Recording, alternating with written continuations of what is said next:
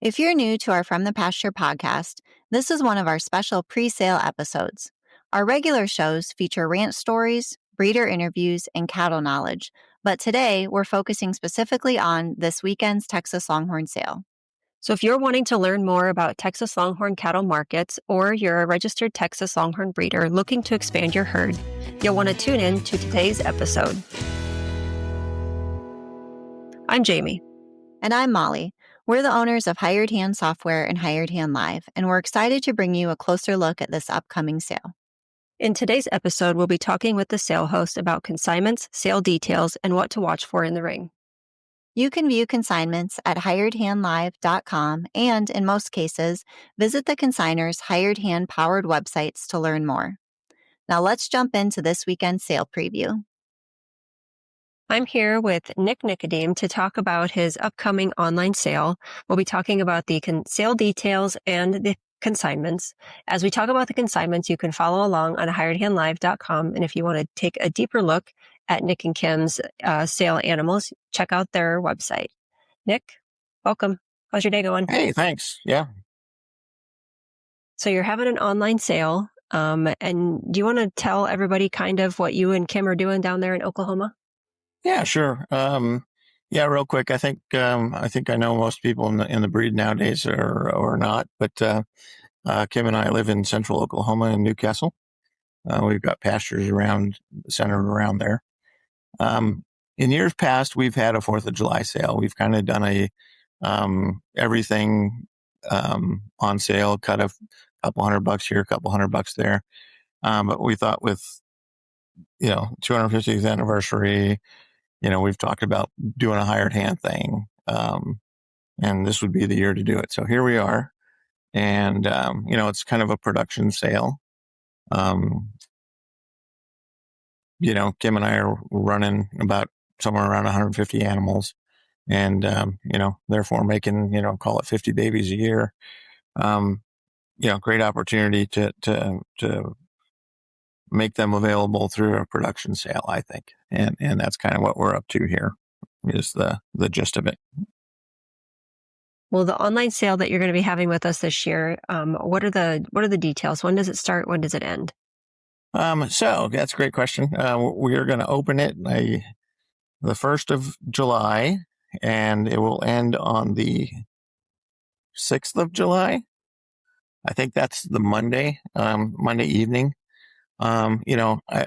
We've all seen these things drag on or whatever. I just wanted to keep it fresh in people's mind. If you're interested in the animals, bid early, bid often, kind of deal.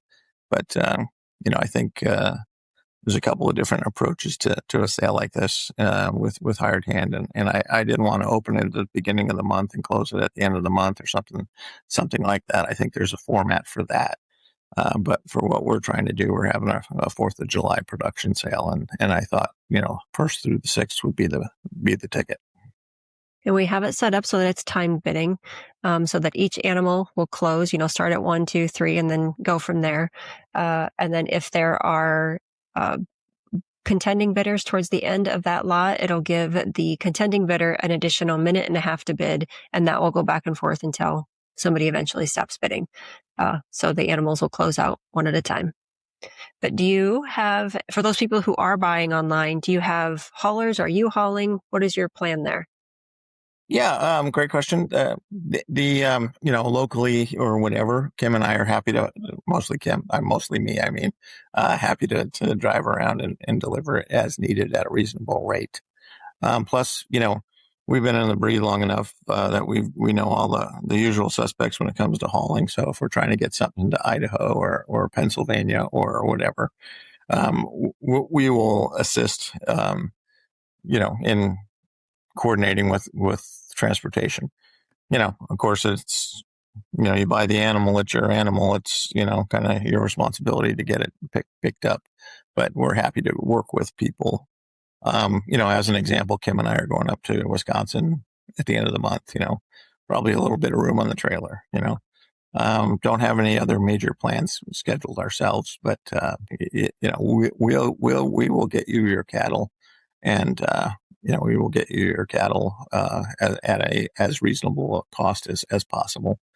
I'm happy to coordinate with haulers, and like I said, we know all the usual suspects, and happy to do that with people. If somebody's buying local, happy to coordinate as best we can to get it done a reasonable time frame. We're trying to get all of the cattle that are purchased off the place, for lack of a better way to put it, by the end of the month. Pay within 5 days, cattle are gone by the end of the month, kind of deal. So hopefully that answered your question. Did, yes. Do you have any overall details about the animals? I know we're going to talk about each one of them here in just a minute, but I didn't know if you had like a blanket statement about all of them. No, I think, well, I guess I do have a blanket statement. Everyone has been worked and, gotten their vaccines, annual vaccines, preg checks, all of that stuff. Couple of them I actually have an appointment either Tuesday or Wednesday of this week. We're recording on Monday. So I'm missing a couple of pieces of information for a couple 5 animals, but we'll get that updated on the website and for hired hand, measurements and that kind of thing. But everyone's going to be worked. Everyone's going to be preg checked. I guess the overarching thing with the sale is, if you look at the animals, we've got hustler daughters, we've got General Lee daughters, we've got, runaway gray daughters, we've got Bob Lee daughters, and this is truly a production sale. I think just about everything, with the exception of one bull that we made available, is, it's got my brand on it. So it's truly a production sale. And, we're proud of these animals, and, you bid with confidence, you're getting good product, Well, you ready to start talking about the animals? Sure, if you want. All right. Let's just start off with lot 1. We'll start with Great Cowgirl Gatsby CPL. Sure. So she's a hustler daughter. And for those who may not remember Hustler, Hustler was a 6-time Horn Showcase LWC champion, those nice big bronze trophies. Way over 100 inches of total horn back when that was cool. And her dam, Rexy B, our Miss Rexy B, and there's a number in there, I forget. Anyway, she's now 97 and a half inches, lives down on the Craft Ranch. So this is a big time animal made available. She herself, I think, was 77 when we measured her, and 6 months bred to runaway gray. So, I mean, this is a real opportunity for somebody. And, if you like those genetics, if you're chasing, bighorn cows, she's probably going to roll out and be mid 80s herself, but she's produced real well for us. And I'm sure that whoever gets her is going to be thrilled with her. All right. The next one we'll talk about is Grand Jamocha Cowgirl. Oh, okay. Yeah. What a sweetheart. She goes back to sired by General Lee, and General Lee was Catch It Checks times Texana 2-Spot, which is a Texana Van Horn daughter. So serious genetics there. We bought that bull and used him for about 3 years, and then somebody made me an offer I couldn't refuse, and I hated to see him go, but the check cleared. You know what I mean? So we've only been able to hang on to about 4 or 5 of his daughters, and I was a little bit surprised when Kim let me put one of his General Lee daughters in the sale. And she's bred for a fall calf too, runaway gray, and I think she measured in the mid 70s, 75 something, tip to tip, at this age, and her maternal line goes back to some really powerhouse cows as well. On her maternal side, she goes back to her granddam is a full sib to Jamaicism, which makes her great granddam, of course, Jamocha. If you're a pedigree nerd like I am, this is pretty solid, serious stuff. And just take a look at that pedigree. If that's not something you can work with, then maybe you ought to be racing rabbits or something. But she's a good opportunity for a lot of people, and bred to Runaway Gray for yet another knockout calf this fall. So tell us what you know about Money Penny Cowgirl. Okay, Money Penny is another. This is one that I'm a little bit shocked that Kim actually let me put her in the sale. Another great Runaway Gray daughter. I'm going to brag on Runaway Gray for just a little bit. PCC Runaway Gray. He's a 2-time Get of Sire champion at the Horn Showcase Championship. Now, for those who may not understand what that means, Runaway Gray is only, mid 80s, 83, 80 something, tip to tip, and well over 100 inches of total horn. But when we're doing the Get a Sire thing, it's what they're producing. And Runaway Gray's offspring measured well enough for him to walk away as a Get of Sire 2 years. That's pretty impressive. And for Money Penny, I'm looking here in my notes, and she goes back to GLR Archer's Abigail. Now that brings in some very interesting animals. You've got Dutch Hop, which goes back to some pretty solid HCR Owen McGill type genetics. And Kim and I focus on cow power more so than bulls. I mean, you'll hear me mention bull names, but really in Money Penny's pedigree, you've got, like I said, Dutch Hop, WF Dumpling, Horseshoe J Feet, Texana Van Horn. The list goes on and on and on. These are animals that hopefully people will appreciate and recognize. The next one we'll talk about is Nashville Cowgirl. Okay. Yeah, Nashville, totally shocked. When you're trying to put a sale together like this and come up with 15 or so animals, you're like, oh my God, I can't believe we're putting her in the sale. But, the only reason Nashville's in the sale is because of her mom, Memphis, just keeps spitting out heifers. And this is a good problem to have, I assure you. So that's the only reason that she's been made available. And again, take a look at that pedigree. She goes back to one of our best cows, a cow named Cadillac Sue, which is M-Arrow Susie Checks, which is, a clone of, goes back to a clone of Rutledge's Miss Sue on that maternal line. And, this is serious genetics. And, love that cow to death. And so she's 4 months bred to our bull Rum Runner. And just a dynamite opportunity for somebody, real groovy possibilities there. All right. Lot 5 is Smoky Cowgirl. Okay. So Kim and I make a lot of gruyas, and this is the only gruya we put in the sale. And people always ask me, what's the secret to making a gruya cow? Well, it's pretty easy. Easiest way to make a gruya heifer is to start with a gruya cow. Second easiest way is to start with a gruya bull. Those color genetics are just weird in Longhorns, and I wish I could give somebody the secret, but I just don't know it. Gruya happens when it happens, and anyway, this young lady is just a dynamite young heifer, and her maternal line is pretty solid too. Monica's ringer. So, she goes back to Ring a Dinger and the Monica lines on the maternal side, just dynamite. And probably the most, I won't say most cool, but one of the other cool things about this lot is she was palpated 1 month bred to our new herd sire,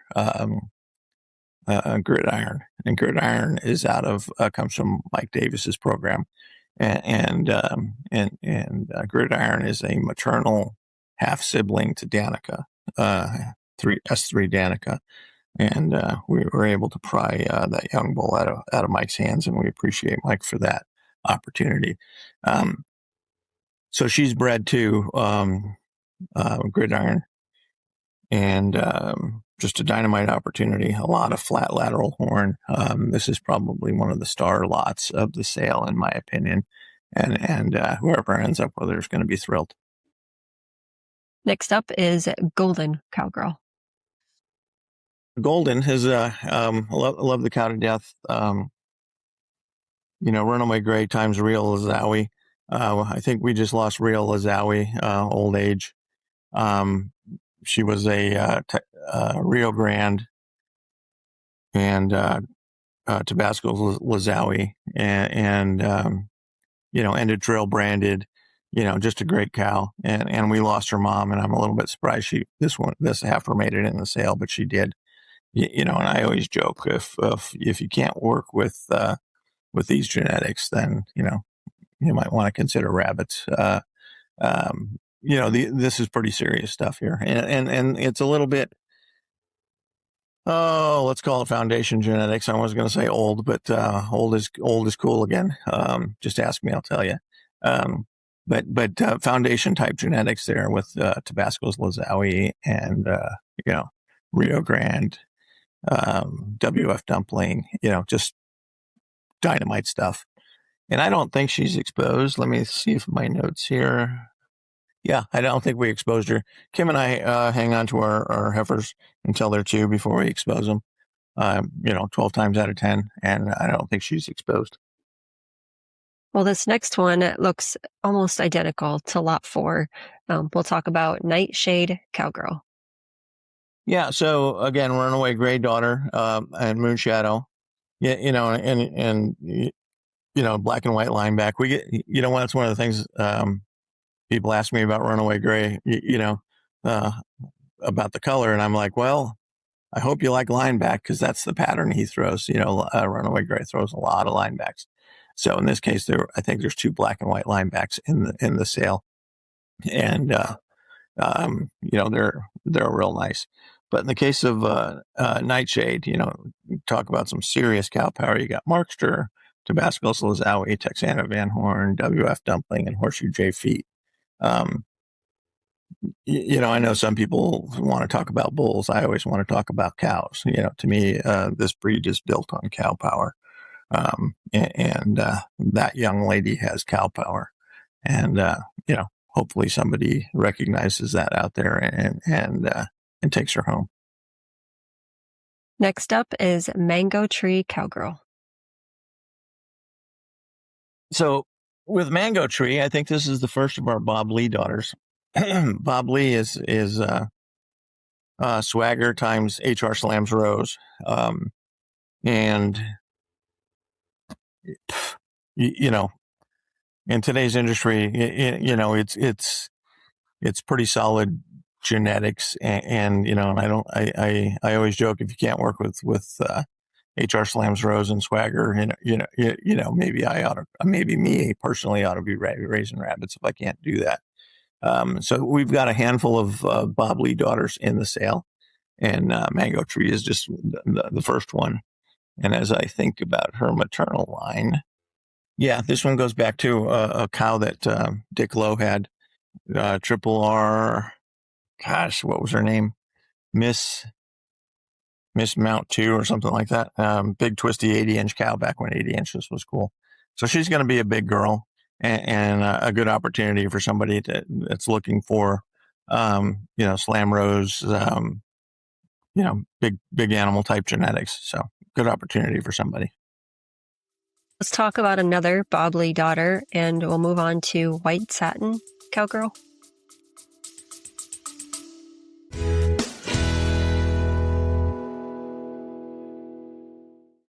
What makes a hired hand website different? It's powered by the same pedigree data you rely on to manage your herd. Your animal records, photos, pedigrees, progeny, measurements, all connected, all searchable, all working for you online. When buyers explore your site, they're not just looking at pictures. They're viewing your program through real data. That's the advantage of a pedigree-driven website platform. See how it works at hiredhandsoftware.com. Yeah. So again, like you said, Bob Lee, but she goes back to a hustler daughter. And we talked about Hustler already, but he's six of those really nice trophies that are collecting dust in our place. So interesting that she goes back also to a cow that J.R. Willow. J.R. Willow was an interesting animal, and J.R. Willow was one of, if not the last, gunman daughters, and Kim and I were fortunate enough to purchase her along the way. It goes back to Ron and Joe Jones back up in Colorado. But interesting set of genetics there, and she is gonna, like I said, I think we call her white in our comments, but she's gonna roan out like her mom. Looking at her ears, looking at her tail, whatever, she's gonna look a lot like her mom when she grows up, and that's a good thing. So. Well, next up is Mountain Koa Cowgirl. Yeah, this is another one. I'm totally shocked that Kim. I think Kim actually may have volunteered to put this one in the sale, but she's a runaway gray daughter and goes back to Mountain Mango Betty. And again, that's some of that JR type genetics, Jones Ranch genetics on the maternal side. With Grand Dams with Dumpling and that Triple R Miss Mountain Z cow. That's pretty solid, and hopefully people recognize that and can find something in there to love and to work with. So the next one we'll talk about is lot 11, Spicy Tuna Cowgirl. Okay, so another Bob Lee daughter, great opportunity. Her dam Tullaby is actually a full sib to lot 1, which is part of the reason that lot 1 is in the sale. I've got doubles and whatever triples, you know how that goes. Great opportunity here. And again, just make mention that, when your grand dams are HR Slams Rose and the 97-inch Miss Rexy B, pretty nice cow. And Spicy Tuna's got an interesting horn shape, kind of a flat lateral, almost tipped backwards, kind of whatever. It's going to be fun to watch her grow, and whoever ends up with her is going to sure have a nice cow.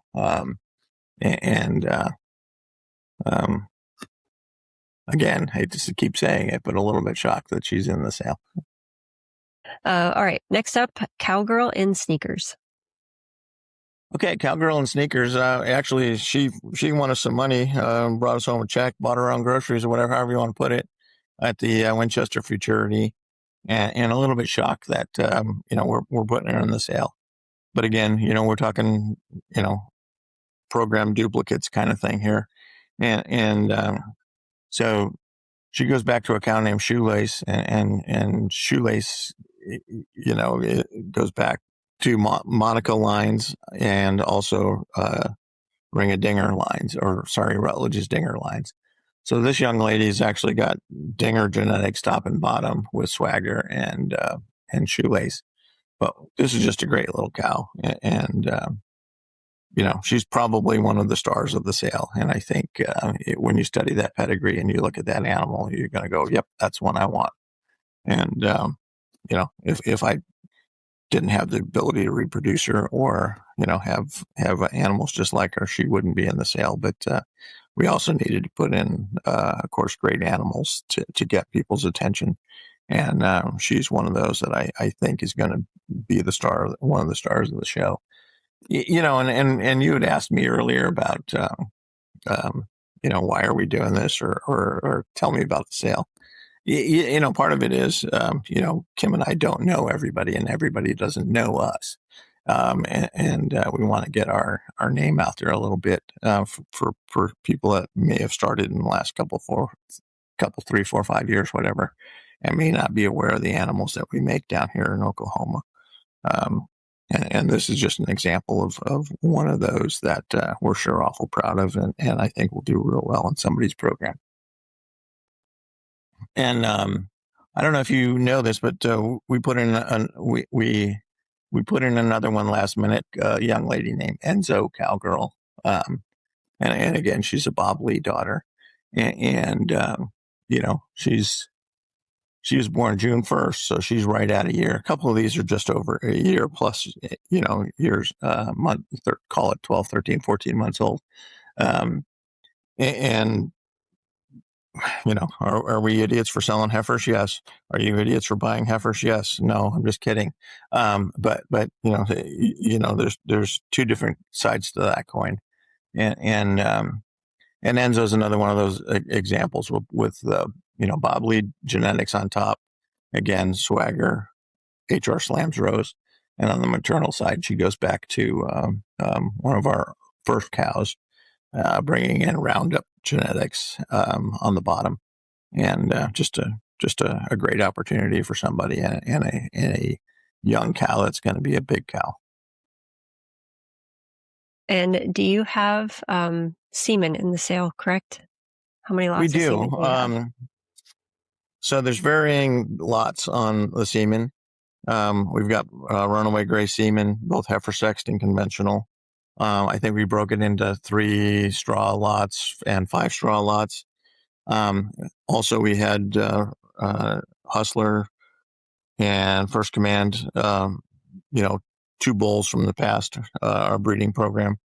Both of which, like I said, Hustler won 6 trophies. I think First Command only brought home 1.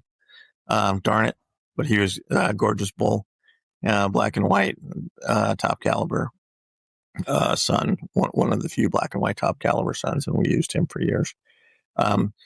So their semen is going to be made available in the sale as well. But all of the semen that we make available, and I think we may have an extra lot to add into a couple, are going to be at pretty deep discounts. I think at some point we're going to stop selling runaway gray heifer sex semen. I think, all told, we're probably down to, low 20s number of straws.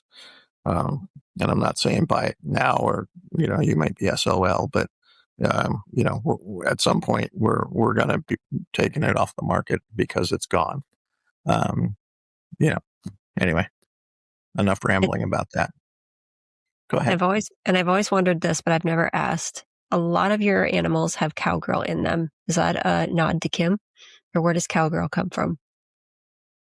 So the God's honest truth, I came back from Afghanistan, and I had a bunch of baby cows in the pasture that were named Foo Foo Butt or something silly like that, or Daisy, whatever. And I said, no, there's going to be a naming scheme, and it's going to be blank or blank cowgirl CPL, and that's it. So occasionally I get vetoed, and it'll be cowgirl blank CPL. The cowgirl will go in front, but usually it's blank or blank cowgirl CPL. I don't know. A lot of people put their brand name or brand, the CPL part in our case, in front of the name of the animal. We chose to put it in back, and I think the easiest reason we did it that way is because if you do it your brand in front, then it's really hard to put everything in alphabetical order. So we decided to put our brand at the end of it, and but yeah, you're right. It's got our brand on it, and it's a girl. There's pretty darn solid chance, 99.9% that the word cowgirl will end up in her pedigree. And is it a nod to Kim? Sure, a little bit. Our daughter Cheyenne, who's got more cow sense in her pinky than most cowboys I know. Yeah, there's been a few times and a couple lately where Kim has shined in her ability to get these cows to do things that I can't get them to do. So yeah, cowgirl power. Is there anything that we have not talked about that you want to mention about the sale? We do have a couple of bulls in the sale too. I would just ask people to take a look at them, and if they don't work for you, then fine. Thanks for looking at them, but take a look at them, and it may be something you could use in your program. And if not, then, thanks. Like I said, move on. Selling bulls is tough, as we all know. And I'm just making them available to people. And if that's not something you want to do, then rock on, I guess the other thing I would just say is I've had people ask me, oh, you guys are getting out? No, we're not getting out. this is 15 animals.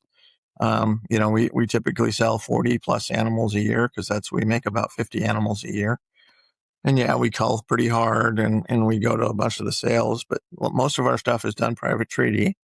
And this is just an extension of that, bringing it all together. So no, we're not going anywhere. Can't imagine not having Longhorns. Well, thank you for joining us. For everyone listening, make sure you check out the Commander Place 4th of July online production sale. Follow us for more updates. Until next time.